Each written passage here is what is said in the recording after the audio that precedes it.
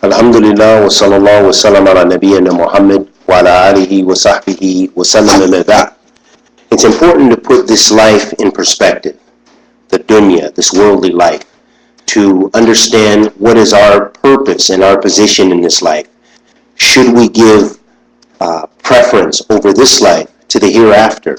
All of these are the kind of questions that the Salaf as-Salih, the righteous predecessors, they dealt with. And Jazakallah khairan to our brother Abbas Abu Yahya for compiling and translating some beneficial statements of the Salaf that I'd like to read and relate. From Maymun, who said, I entered upon Ibn Umar radiyallahu ta'ala anhu, and I added up everything that was in his house, from a bed or a blanket or a rug, and I found that it was only equivalent to 100 dirham. From Abu Hamza, who said, I said to Ibrahim, verily Farqad as-Sibki does not eat meat, and he does not eat such and such food. Ibrahim said, the companions of Muhammad sallallahu alayhi wasallam were better than him, and they used to eat meat and clarified butter and such food. From Sha'bi, who said, no one leaves a thing in the dunya for the sake of Allah, except that Allah gives him that which is good for him in the hereafter. From Jafar, who said, I heard Malik ibn Dinar saying, concern for the hereafter leaves your heart due to the amount you give over the dunya, and concern for the dunya leaves your heart due to the amount that you grieve over the hereafter. From Al-Hasan al-Basri, who said, indeed the believer in this dunya is like a stranger. He does not surrender to the humiliation of the dunya, nor does he compete with the people of the dunya for the honor of this dunya. The people according to him are relaxing, while his soul according to himself is busy with the hereafter. As a result, Tulba, a tree in paradise, is for the slave of Allah who earns goodness and submits a virtuous action for a day when he will be poor and in need, meaning the day of judgment. From Yahya ibn Mu'adh, who said, we will not achieve everything we wish from the dunya. However, we just submit our good actions for the hereafter. As for the day of judgment, we do not know what our condition will be. From Bilal ibn Sa'ad, who said, O people of piety, you have not been created in order to become extinct. However, you will transfer from one land to another land, just as you transferred from the loins to wombs, and from wombs to this dunya, and from the dunya to the graves, and from the graves to the area of standing, meaning the day of judgment, and from that area to eternity in paradise or hellfire. From Malik ibn Dinar, who said, the worldly people leave this dunya without having tasted the best thing in the dunya. It was asked, what is that thing? He answered, knowing Allah. From Malik ibn Dinar, that a thief entered upon Malik ibn Dinar, but did not find anything to steal, whereby Malik called out to him, you won't find any worldly thing to take. However, do you desire something for the hereafter? The thief answered, yes. Malik said, make wudu and pray 2 rak'ah. So he did likewise. Then Malik sat for a while and he went to the masjid, and the thief went with him. Malik was asked, who is this? He said, he came to steal from us, but we ended up stealing from him. From Hatam al-Asam, who said, sadness has 2 aspects. Sadness that is in your favor, and sadness that is against you. As for the sadness which is against you, then it is for everything which passed you by of the dunya, and you are saddened as a result of that. Therefore this is against you. As for everything that passed you by of the hereafter, and you were saddened as a result of that, then that is in your favor. The explanation of this is, if you had 2 dirham and you lost both of them, and you were saddened as a result of that, then this is a sadness for the sake of the dunya. And if an error or shortcoming or jealousy is committed or something causing sadness or regret due to that sin or that error, then this is in your favor. From Rabi'ah, who said, Shafi'i said to me, adhere to Zuhd or asceticism. since Zuhd for a Zahid is better than jewelry on a mature woman.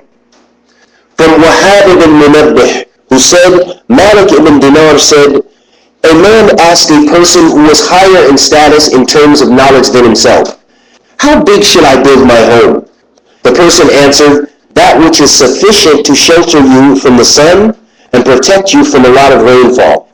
The man asked, how much food shall I eat? He answered, enough not to remain hungry and less than being satisfied. The man asked, how much shall I laugh? He answered, enough to bring color to your face, but not enough to hear your voice. The man asked, how much shall I cry? He answered, enough that you do not get bored from crying from the fear of Allah. Then the man asked, how many of my good actions shall I hide? He answered, so much so that the people think that you do not have any good actions. The man asked, how many of my good actions shall I make known? He answered, just enough to encourage a miser to do good actions based on your example. From Fudayl, who said, general zuhd amongst people means that a person does not love people's praise of him, nor does he concern himself with their criticism.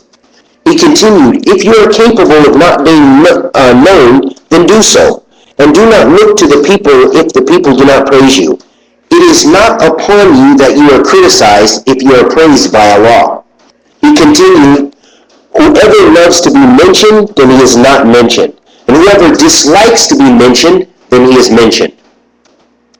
From Ayyub al-Sakhtiyani, who said, a man should fear Allah subhanahu wa ta'ala if he has zuhd, then he should not make his zuhd as a punishment upon the people. Indeed, it is better for a man to hide his asceticism than to announce it.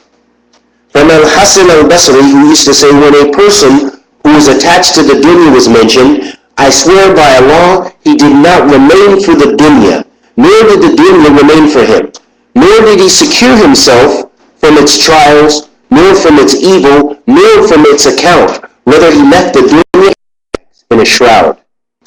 From Al-Hasan, who said, O you youth, adhere to seeking the hereafter. We have often seen a person seeking the hereafter, and he achieves the hereafter along with the dunya. However, we have not seen anyone who seeks the dunya, and by that he also gains the hereafter along with the dunya. From Al-Hasan, who said, indeed I met many people who were not overjoyed with what they achieved from the dunya, or what they received from the dunya, nor would they grieve over what passed them by of the dunya. From Abdullah ibn Aizar, who said, Umar ibn Abdul Aziz gave us a khutbah in Sham, standing on a minbar made of mud, and he praised and glorified Allah, and then he said, O believers, rectify your secret actions, and manifest actions will be rectified. Work for the hereafter in order to protect the affair of your religion. From Abdullah ibn Wahhab, who said, I heard Sufyan al-Thawri say in Mecca, pleasing the people is a goal which cannot be achieved, and seeking the dunya is a goal which cannot be achieved. From Sufyan ibn Uyayna, who said, seeking from the dunya what is necessary for yourself is not considered loving the dunya. From Sufyan al-Thawri, who said, zuhd of the dunya is zuhd of the people, and the foremost of that is zuhd of yourself. From Abdullah ibn Aun, who said, indeed, those who were before us would give to the dunya that which was left over from the hereafter, and you give to the hereafter that which is left over from your dunya. And these are examples and lessons for us to follow the methodology of the Salaf as-Salih, the righteous predecessors, those people who did not concern themselves and busy themselves with striving and trying to gain status and wealth and position in this life, but rather they used their status, their wealth, and their position to achieve a high status and position in the hereafter with their Lord subhanahu wa ta'ala. And I ask Allah the Almighty to accept our good and forgive our evil, and bless us to be of those people of high rank and station and honor in the hereafter, in Jannat al-Firdaus. Wa sallallahu wa sallam ala nabiyyina Muhammad.